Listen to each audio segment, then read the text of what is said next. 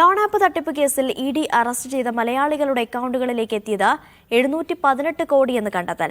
തട്ടിപ്പ് സംഘത്തിന് അക്കൗണ്ടുകൾ തരപ്പെടുത്തി നൽകിയ കോഴിക്കോട് സ്വദേശി സയ്യിദ് മുഹമ്മദ്, ഫോർട്ട് കൊച്ചി സ്വദേശി നിതിൻ വർഗീസ് എന്നിവർക്ക് കമ്മീഷനായി മാത്രം ലഭിച്ചത് 2,70,00,000 രൂപയാണെന്നും ഇഡി കോടതിയിൽ സമർപ്പിച്ച കസ്റ്റഡി അപേക്ഷയിൽ പറയുന്നു. ഇരുവരെയും 4 ദിവസത്തേക്ക് ഇഡി കസ്റ്റഡിയിൽ വിട്ടു. 1600 കോടിയുടെ ലോൺ ആപ്പ് തട്ടിപ്പിൽ തട്ടിയെടുത്ത പണം ഷെൽ കമ്പനികളിലേക്ക് എത്തിച്ച് വെളുപ്പിച്ച ശേഷം വിദേശത്തേക്ക് കടത്തിയെന്ന് ഇഡി കണ്ടെത്തിയിരുന്നു. കേസിൽ 4 തമിഴ്നാട് സ്വദേശികൾ അറസ്റ്റ് ചെയ്തതിന് പിന്നാലെയായിരുന്നു തട്ടിപ്പ് സംഘത്തിന് മ്യൂൾ അക്കൗണ്ടുകൾ തരപ്പെടുത്തി നൽകിയ മലയാളികളെ കേന്ദ്രീകരിച്ചുള്ള അന്വേഷണം. അക്കൗണ്ടുകൾ തരപ്പെടുത്തി നൽകിയ കോഴിക്കോട് സ്വദേശി സയ്യിദ് മുഹമ്മദ്, ഫോർട്ട് കൊച്ചി സ്വദേശി നിതിൻ വർഗീസ് എന്നിവരെയാണ് ഇഡി അറസ്റ്റ് ചെയ്തത്. സയ്യിദ് മുഹമ്മദ് തട്ടിപ്പ് സംഘത്തിന് 259 ബാങ്ക് അക്കൗണ്ടുകൾ കൈമാറുകയും ഇതുവഴി 377 കോടിയുടെ ഇടപാടുകൾ നടക്കുകയും ചെയ്തിട്ടുണ്ട്. 2 കോടിയാണ് കമ്മീഷനായി ലഭിച്ചത്. നിതിൻ വർഗീസ് കൈമാറിയ 190 ബാങ്ക് അക്കൗണ്ടുകളിലൂടെ 341 കോടിയുടെ ഇടപാടുകളാണ് നടന്നത്.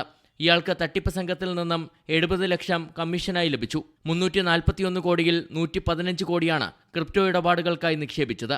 കമ്മീഷൻ തുക ഉപയോഗിച്ച് ഇരുവരും ചേർന്ന് മൈസൂരുവിൽ റിസോർട്ട് വാങ്ങിയെന്നും ഇഡി കോടതിയിൽ സമർപ്പിച്ച കസ്റ്റഡി അപേക്ഷയിൽ പറയുന്നു. പ്രതികളെ 4 ദിവസത്തെ കസ്റ്റഡിയിൽ ലഭിച്ച സാഹചര്യത്തിൽ തട്ടിപ്പ് സംഘത്തിലെ മറ്റുള്ളവരെക്കുറിച്ചുള്ള വിവരം ലഭിക്കുമെന്ന പ്രതീക്ഷയിലാണ് ഇഡി. മീഡിയ 1 കൊച്ചി.